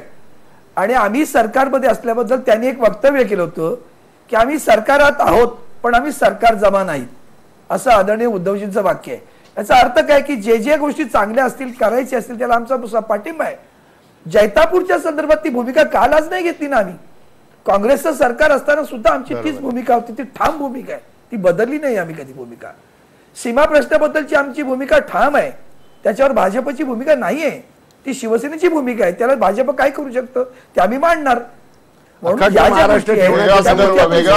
वेगळा विदर्भ, अखंड महाराष्ट्र ठेवण्याच्या संबंधातली भूमिका काँग्रेसची आणि शिवसेनेची एकच आहे. सीमा प्रश्न असू द्या किंवा शेतकऱ्यांची कर्जमुक्ती असू द्या, हे 3 विषय आम्ही बघा तुम्ही आम्ही सरकार केंद्रात सुद्धा आम्ही सरकारमध्ये असून सुद्धा जेव्हा भूमी अधिग्रहणाचा कायदा आला त्या भूमी अधिग्रहणाच्या कायद्याला सर्वात प्रथम कडाडून विरोध शिवसेनेनं केला, आम्ही सरकारत असून सुद्धा.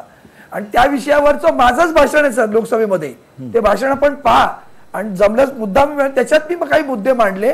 स्वतः माननीय पंतप्रधान सभागृहामध्ये होते आणि त्यांनी सुद्धा मी जेव्हा असं म्हणालो की तुम्ही त्यांची जमीन का घेता, ती तुम्ही लीजवर घ्या, म्हणजे निदान त्या मालकाला लक्षात राहील की माझी जमीन गेली नाही, मी या जमिनीचा मालक असाच राहिलो आणि पिढ्यानपिढ्या लीजचे पैसे आमच्या घराण्याला मिळत राहतील, जमीन पूर्णपणे त्याची घेऊन टाकायची. याला भारतीय जनता पक्षा अनेक खासदारांनी मला भेटून माझं अभिनंदन केलं, अतिशय सुंदर प्रस्ताव मांडला.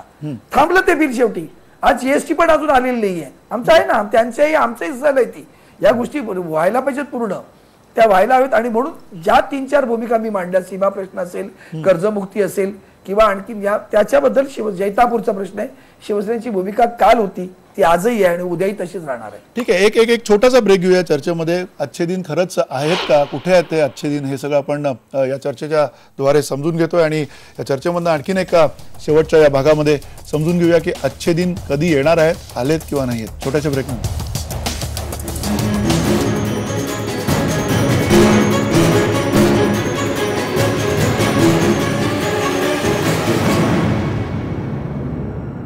मोदी सरकारला 2 वर्ष पूर्ण झालेली आहेत आणि या 2 वर्षाच्या पार्श्वभूमीवरती कुठे आहेत अच्छे दिन या विशेष कार्यक्रमामध्ये आपण चर्चा करतोय. खरंच परिस्थिती बदलली का, परिस्थिती किती बदलली आहे हे प्रकाश जावडेकर यांनी सांगितले. त्याच्यामध्ये आणखीन काय व्हायला पाहिजे, अरविंद सावंत खासदार आपल्याशी मगासपासून बोलत आहेत. तर या सगळ्या पार्श्वभूमीवरती पुन्हा एकदा महेश, एक महत्त्वाचा या सगळ्या 2 वर्षातला जर आढावा घ्यायचा झाला तर प्रकर्षानं ज्याला आपण म्हणूया की कुठली गोष्ट आपल्याला आठवली पाहिजे, कुठली गोष्ट खास करून येणाऱ्या 3 वर्षात सुद्धा आव्हानात्मक असणार आहे भाजपसाठी, असं तुम्हाला वाटतं? नाही, अरविंद सावंत, सगळ्यात मोठी गोष्ट आहे ती या सरकारसाठी आणि या आधी सुद्धा सातत्याने ज्या केंद्र सरकारने आपल्याला अधिक आश्वासनं दिली होती त्यामध्ये सर्वसामान्य माणसाच्या जगण्याशी संबंधित ज्या गोष्टी आहेत, रोटी कपडा और मकान, या 3 गोष्टी जेव्हा सर्वसामान्य माणसाच्या आवाक्यात येतील तेव्हा इथले प्रश्न संपतील. आज सातत्याने म्हटलं जातं की ज्या माणसाच्या आवाक्यामध्ये घर असेल, ज्या माणसाच्या आवाक्यात त्याचा रोजगार असेल किंवा दररोजचं त्याचं जेवण असेल, त्याचं जीवन सुखकर असतं. कुठल्याही कल्याणकारी राज्यामध्ये अशा पद्धतीचं जीवन त्या सर्वसामान्य माणसापर्यंत देणं, त्याला या गोष्टीचा लाभ मिळवून देणं ही प्रत्येक संघराज्य व्यवस्थेतील सरकारची जबाबदारी असते. संघराज्य आणि केंद्र आणि राज्य सरकार याच्यामधले संबंध जर अधिक चांगले असतील तर ही जी सगळी प्रक्रिया आहे ही जास्त लवकर सुरळीत होते. परंतु आता जर बघितलं तर आपल्याकडे केंद्र आणि राज्य सरकार ही दोन्ही एकाच पक्षाच्या माध्यमातून चालवली जाणारी सरकार आहे. असं असतानाही महाराष्ट्रामधल्या आज तळागाळातील माणसाचे जे प्रश्न आहेत, शेतकऱ्यापासून तर कामकऱ्यापर्यंत यांचे प्रश्न दिवसेंदिवस अधिक तीव्र होत चाललेले दिसतात. एकीकडे म्हणजे आसमानी आणि सुलतानी या दोन्ही आपत्तींच्या कचाट्यामध्ये इथला सर्वसामान्य माणूस सापडलेला आहे. त्याला दिलासा देण्यासाठी या सरकारने काय केलं याबद्दल इतिहास सातत्याने विचारणार आहे. आता जे मोठ्या शब्दांमध्ये, मोठ्या व्याख्यांमध्ये जे मांडलं जातं की आम्ही दूरगामी परिणाम लक्षात घेऊन पुढचे दीर्घकालीन उपाययोजना आम्ही करतो आहोत, या सगळ्याच्या मागे आपण सगळ्यांनी राहिलं पाहिजे. परंतु जे तात्कालिक उपाययोजना आहे या तात्कालिक उपाययोजनांमध्ये आपण किती कमी पडतो हे सुद्धा लक्षात घेतलं पाहिजे. आता आपण महाराष्ट्रातील प्रश्नांकडे जर बघायचं ठरवलं तर दुष्काळ असेल, शेतकऱ्यांच्या आत्महत्या असतील, याच्यापासून तर घरांच्या वाढलेल्या किमती या सर्वसामान्य माणसाच्या आवाक्यातून बाहेर गेलेल्या गोष्टी आहेत,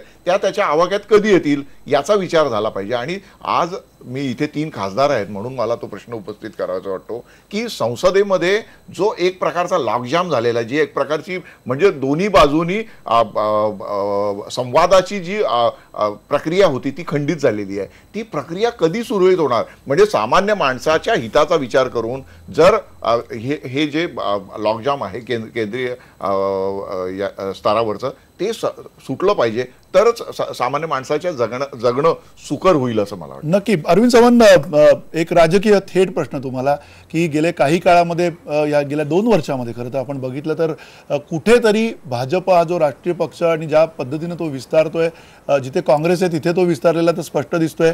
प्रादेशिक पक्षांची जी अस्मिता आहे ती प्रादेशिक पक्षांची अस्मिता लक्षात न घेता त्यांचं राजकारण होतंय का? आणि येणाऱ्या पुढच्या 3 वर्षामध्ये तीच एक सगळ्यात मोठी अडचण भाजप आणि एकूण भाजपची संबंधित जो एनडीए घटक पक्षांचा समूह आहे त्यांच्यामध्ये असणार आहे का?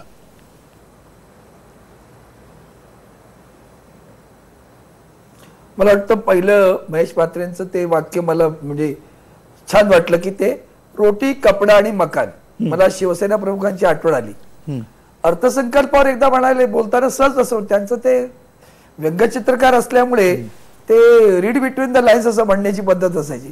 काय बजेट बजेट म्हणजे मुळात रोटी, कपडा, मकान सरकारनं काय केलं पाहिजे आणि मग त्याला धरून ते म्हणायचे पुढचं आणखीन काय तर शिक्षण आणि स्वास्थ्य, आरोग्य, या 5 गोष्टी आहेत त्या मूलभूत सरकारनं करायला पाहिजेत.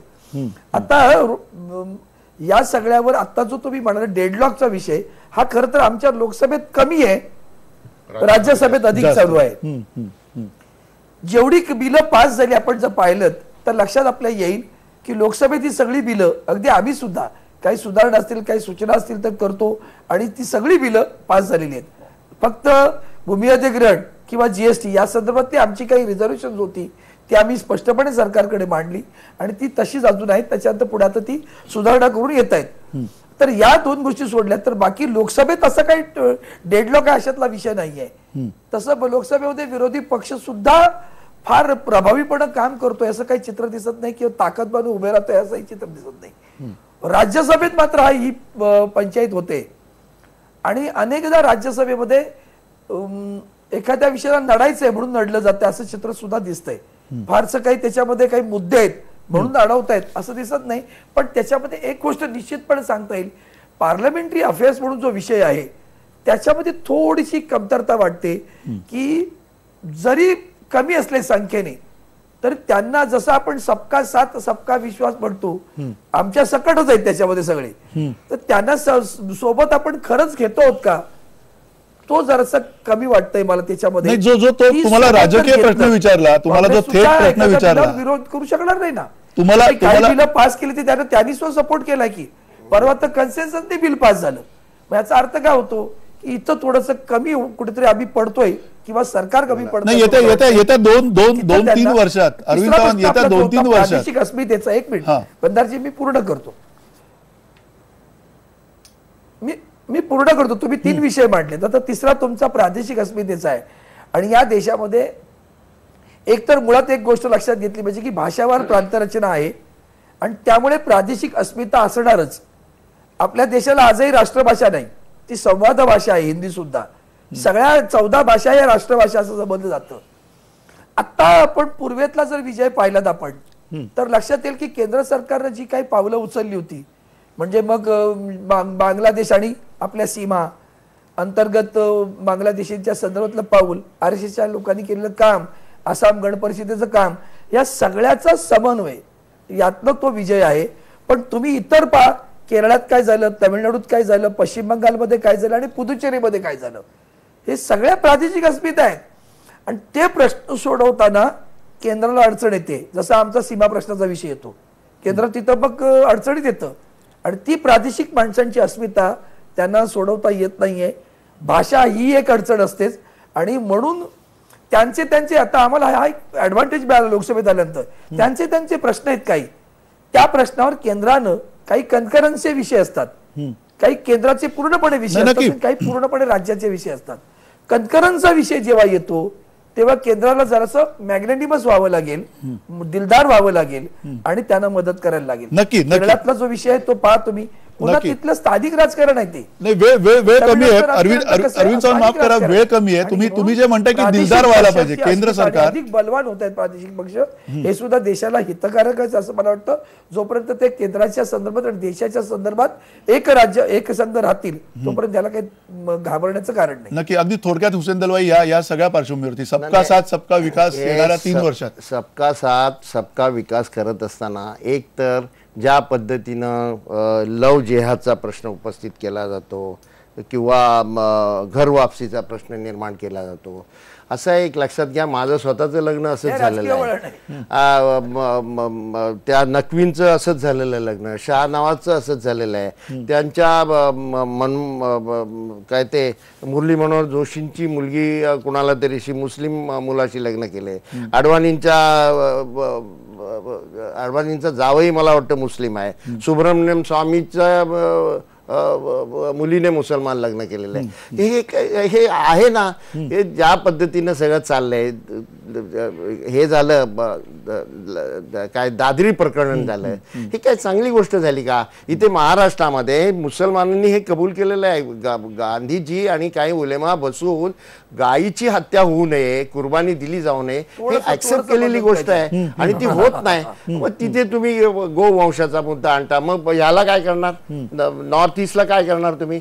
ते हे मुद्दे त्यांनी टाळायला पाहिजे असं मला वाटतं. ते पण ते टाळतील असं दिसत नाही. तेच त्याच मुद्द्यावरही सरकार काम करते. मुख्य म्हणजे अरविंदजी बोलले त्याच्याशी मी पूर्ण सहमत आहे. तुमच्या बरोबर असलेल्या पक्षांना तुम्ही खऱ्या अर्थाने विश्वासात घेता का? उदाहरणार्थ शिवसेना असेल, अकाली दल असेल, तेलुगू देसम असेल किंवा रामविलासचा लोक जनहित पक्ष असेल, राष्ट्रीय लोक समता कुशाहा बिहारचा जो पक्ष आहे तो असेल, अपना दल असेल, RPI असेल, यांना सगळ्यांना इथे शेट्टींचं रोज काहीतरी म्हणणं असतं. या सगळ्यांशी बसून काहीतरी हे केलं पाहिजे. ते आहे का? मी तुम्हाला याचं एक उदाहरण देतो. पश्चिम बंगालमध्ये ज्योती बसूंचं सरकार असताना त्यांचं बहुमत असायचं CPMचं, तरीही त्याच्या तिथे ते रेव्होल्युशनरी पार्टी CPI किंवा दुसऱ्या ज्या पक्ष डावे पक्ष असायचे सगळ्यांना बरोबर घेत असं. आज ते दिसत नाही असं मला वाटतं. आणि हे जे अस्मितेच्या संबंधामध्ये तुम्ही बोलाल तर केवळ भाषेचा प्रश्न नाही, त्या भागातली एक संस्कृती वेगळी आहे, तिथे जातीचं प्राबल्य वेगळं आहे, तिथे प्रादेशिक मुद्दे काहीतरी वेगळे असतात. तर हे आपण धरून चाललं पाहिजे की ह्या मुद्द्यांना या अस्मिता घेऊनच आपल्याला चाललं पाहिजे. हे सरकार एकांगी जे चालायला लागले नाही, संस्कृती बदल म्हणजे कुठला बदल, कसला बदल?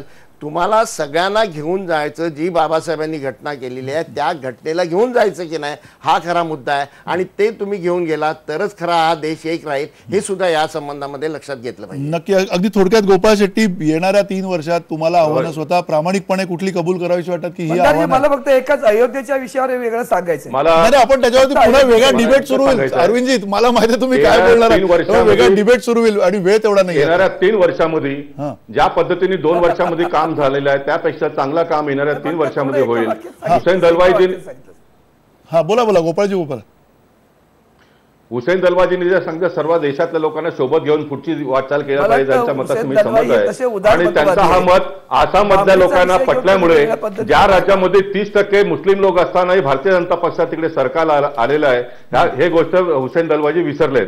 आणि म्हणून मंदारजीने जो प्रश्न मूल विचारला, आजचा हा चर्चेचा संदेश देशातल्या लोकांना काय व्हायला पाहिजे?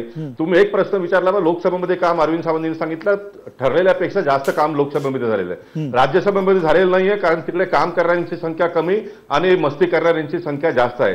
याचाही मार्ग निघणार आहे. या राज्यसभेतले खासदार बसले निवडणुकीमध्ये जाऊन निकाल आपल्या बाजूला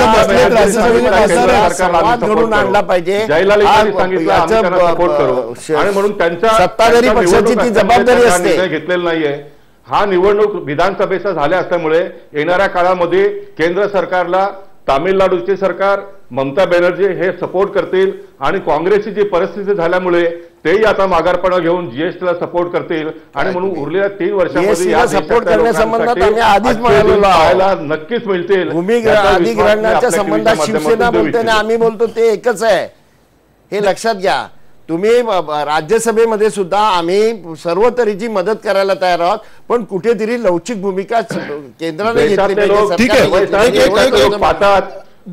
वेळ संपलेली आहे. गोपाळजी तुम्ही म्हणताय ते बरोबर आहे प्रामाणिकपणे. आसाममधून केलेली सत्ता आता उरलेली पण जाईल.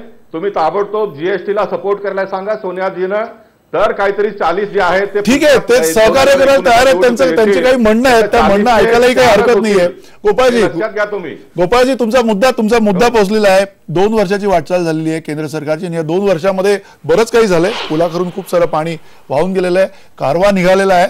मंजिल नेमकी कुठे आहे हे सुद्धा लवकरात लवकर ठरलं पाहिजे. त्याचं कारण यामध्ये अनेक दिशा दिसत आहेत, आणि खास करून जे मुद्दे उपस्थित होत आहेत, जिथे सबका साथ सबका विकास या घोषणेला खरा न्याय दिला जाईल का येणाऱ्या 3 वर्षामध्ये, ते सुद्धा खूप महत्त्वाचं ठरणार आहे. त्यामुळे तत्पूर्वी आता थांबूया या चर्चेमध्ये. आणि सगळ्यात महत्त्वाचा मुद्दा हाच आहे की भाजप मोदी सरकारची 2 वर्ष पूर्ण झाले. त्या 2 वर्षाच्या कारकिर्दीनंतर आणखीन पुढच्या 3 वर्षात मोदी सरकार नेमकं काय करतंय त्याच्यावरून बरंच काही ठरणार आहे. धन्यवाद, नमस्कार.